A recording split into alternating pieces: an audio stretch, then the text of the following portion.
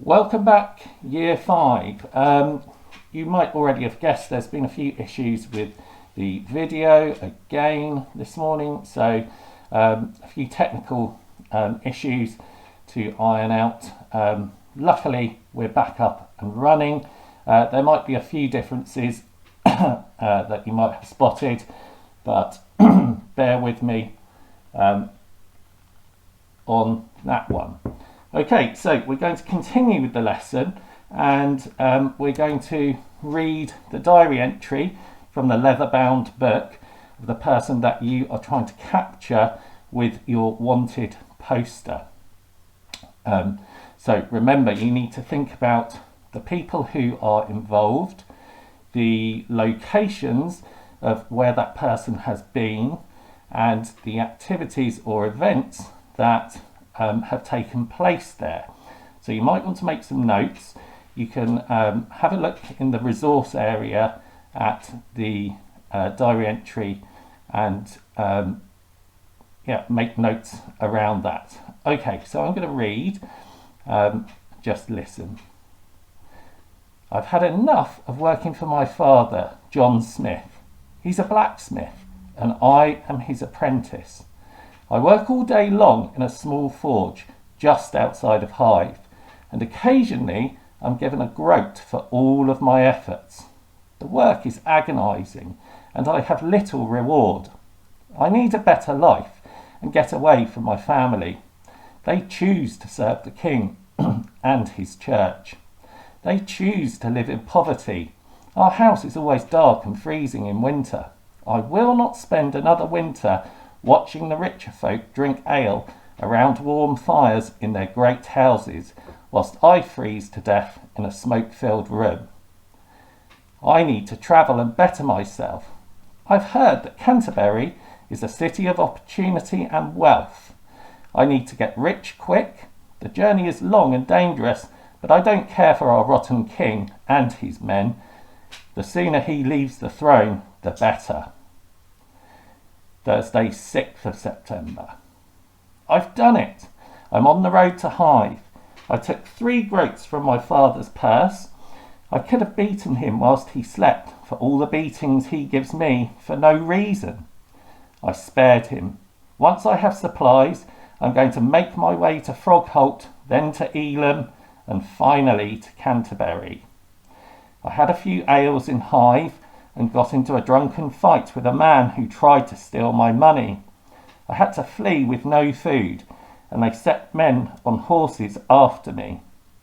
It was getting dark when I came across Slaybook Manor in Saltwood, near the castle.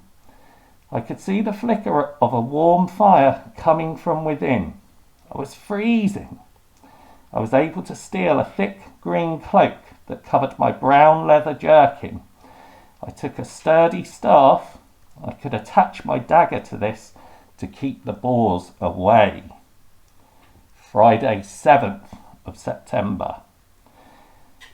I slept under the stars last night. I didn't feel safe. In the middle of the night, I heard 2 horsemen talking to each other about me. He's a young man, about 23, with shoulder-length hair, black hair, and a nasty scar running across his left cheek. He's skinny but strong, tall, about the height of a pitchfork. I've heard of a small dwelling in Frogholt. I'm going to try my luck there and see if I can get a bed for the night. I heard Thomas Becket stayed there on his way to Canterbury Cathedral before he was murdered. Hopefully, I will have better luck than him. It was a small dwelling, but much nicer than Father's home. It had a floor upstairs, but I slept in front of the fire downstairs on a straw bedding. Comfort. John and Marjorie were nice people. I chopped wood for them as payment for a night's lodging. At one point, the axe slipped and the blunt side hit my thigh. I'll have to limp on to Elam, but I'm lucky I did not lose my leg. Marjorie gave me a lucky fox's tail to tie around my injured leg. I thought she was a witch. Saturday, 8th of September. A day's limping through the woods and across the hills brought me to Elam. I was attacked by an angry boar. She was protecting her little ones. I was able to fend her off with my makeshift spear, and she hurtled off into the brush. I saw 2 travellers on the way, and I told them I had come from Folkestone and was heading to Lyminge, home to Queen Ethelberga, many moons past, to work for my uncle. They seemed suspicious, especially of the blood on my knife. I won't make that mistake again. I stopped at the abbot's fireside in Elam, and they would not let me in. They said that I smelled like a dying fish market and was filthy from top to toe. I guess I do look a bit dishevelled. The bottom of my cloak is caked in mud and has a large rip in it where the boar attacked me. I shouted at them, "Your rewards will be in hell," and threw a rock at their glass window. It smashed. I ran into the darkness and heard shouting and dogs barking. Elam was not for me. I slept in the churchyard under a small bush. It rained. Lanterns flashed as they searched for me. I was exhausted and tumbled into a nightmarish sleep of wolves, bears, and witches. I curse these people of Elam with their music and merrymaking.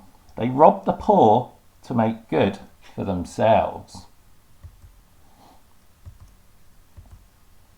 Monday, the 10th of September. Across the fields and through the valley, the path was winding, and I found myself lost. I spoke to many a farmhand to ask the way. Some said that I looked hungry and cold. They were not wrong. Others said that my boots were tattered and torn, and that I would never make it to Canterbury. I would prove them wrong. It was dusk as I tried to enter the city walls. Okay, good. So there you have the diary entry of the man that you are trying to capture with your wanted poster. So these are things that you have got to remember. Okay, you must gather information from what we've just read out. You should include facts about the person, okay, the locations and events. So you want to try and establish what they look like and their personality as well. Okay, you could place this information under headings, and you might suggest your own thoughts or conclusions as well. So on your wanted poster, you might include your reward and your punishment. Okay, so you would look back at your Tudor crimes and punishment sheet from yesterday's lesson to do that. Okay, good luck, guys. Like I say, I'm sorry for the slight hiccup this morning. Have a really super morning. I will see you tomorrow, and hopefully everything will be back to normal. Okay, I'm just going to say cheerio.